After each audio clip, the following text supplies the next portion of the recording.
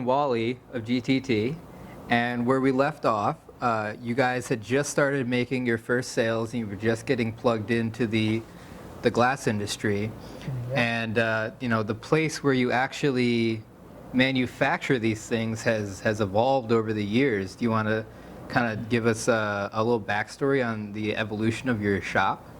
Yeah, so we started basically in our mom's basement is where we started. Yeah, and, for 2 years. Yeah, we actually did not only prototyping and stuff, but we actually started building torches in the basement of our mom's house, and then that didn't cut it for too long, and then we had to move from there above ground, and we called Into a shed. Into a shed that was like 12 feet by 36 feet, and so as fast as we moved into there, we started running out of room fast again, and then we expanded, added onto our shed, and got some CNC machines, and We were in things kept there going for about 10 years in there, and I then don't know if it was 10 years. yeah, was close it? to it. Oh, yeah.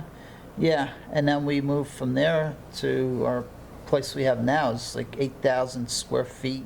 Yeah, And- we're up in Mansfield, Tioga area. So, yeah, so that's how we progressed along, and yeah, we didn't think we'd ever use all the space in this place now, and now we, Yeah. yeah, we use every inch of it. You've so- completely filled it out at this point. Yes. Yeah. Yeah. Yeah, so. And so you have like several people that help you with this thing. Was it like was there any hesitation with like letting an outsider sort of like see your process and understand these things, or I mean, you already had the patent at this point? Right, yeah. And so as far as that goes, yeah, we got the guys we got with us have been with us for a long Yeah. time, and yeah, takes years to train somebody into doing it. It's like, to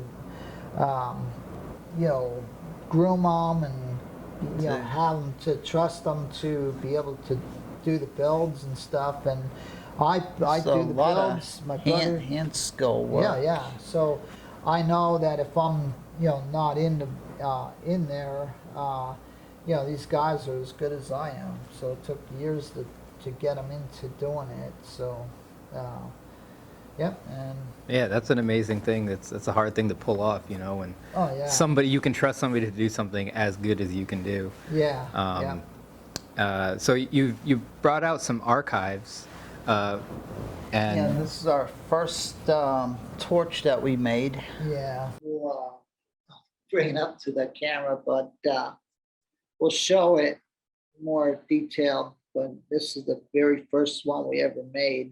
Not the base, this is a newer base, but this is how it started with this little prototype. That's what's kicked it all off. yeah, I don't know if the top camera was going to catch that one. Oh, not camera. Yeah, but we can get the close-ups back there.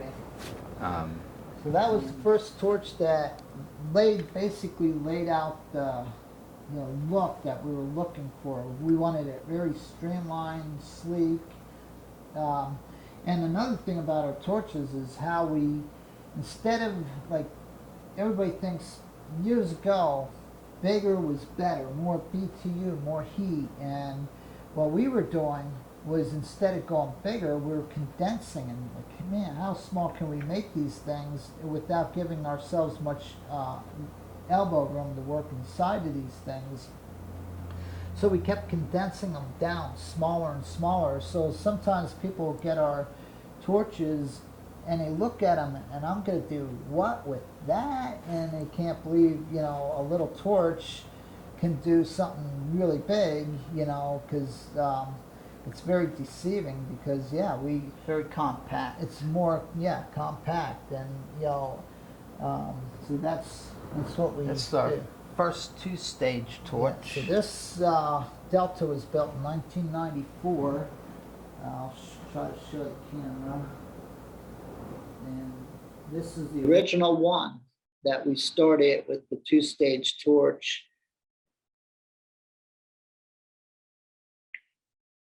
And this is all scrap metal from out of a salvage yard that we used to build it. And so that was the start where me and my brother were into motocross. And one thing we liked was streamlined, sleek.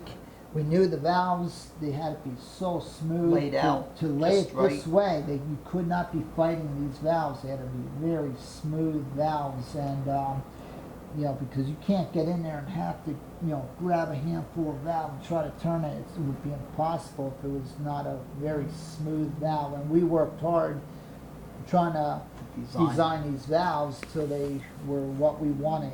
And like I said, in motocross, you know, streamlined, sleek.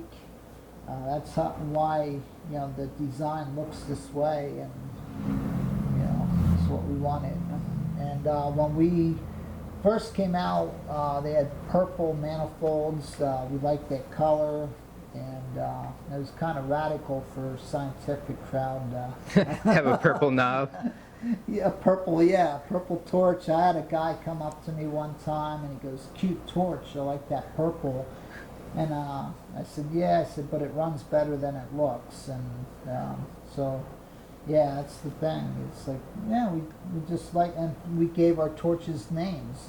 You know, that was a thing that we were criticized for. Why do you call your torches after stupid animals or this or that? And we heard it all, but I mean, we do what we do, so we just, you know, Yeah. whatever.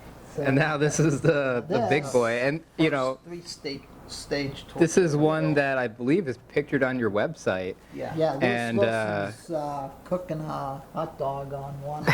Down 19, what was that, 2000? 2000. Yeah, about 2000. Yeah, might have been around 2001, I think.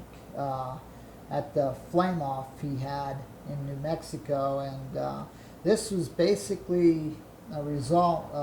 Mike Plain, he was the one that kicked us in the tail to build a 3-stage torch, and he was outgrowing torches so fast, and you know, yeah, man, we couldn't believe he needed bigger and bigger and bigger, and so he was the reason why we built the first Python, and you know, he kicked us in the tail, you know, to do it. So yeah, we built this real long. We don't need to. This thing could have been cut down to here, but we just want the first ones to look sleek, and there was only 2 ever built. With the paint job. With the paint job like this. This paint's only rated for 250 degrees, and there's very little burn back here, and that's from flashback of the flame coming out of a flare or a cup coming back, and that only burned back a little bit. This one Mike Plain had, and then somebody else got it, and It was in a production shop. it was in a production shop, and they sent it back one time to get cleaned. cleaned, and also they wanted it stripped and powder coated. And we told them we wanted this torch for our archives, so we did a Trade out. for that torch. To get this back, because this is one of 2, and he has the other one also, the guy that we got this back from and traded out. So we wanted it back in the archives, but yeah, this is...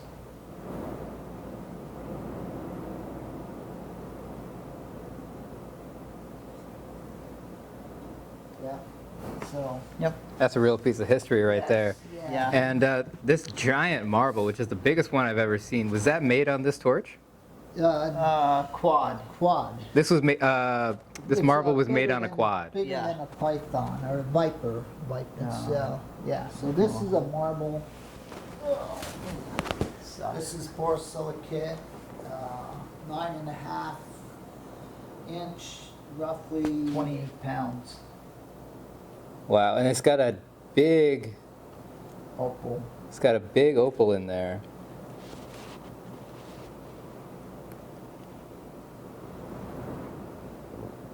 Yeah, it weighs 28 pounds, and like I said, I think it's 9 no- inches. no, Yeah. yeah.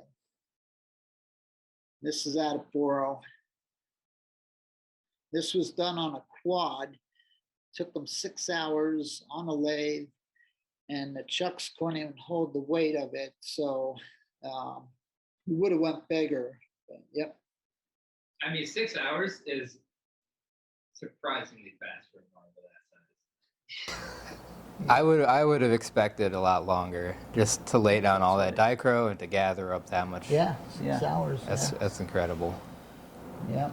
So, yeah.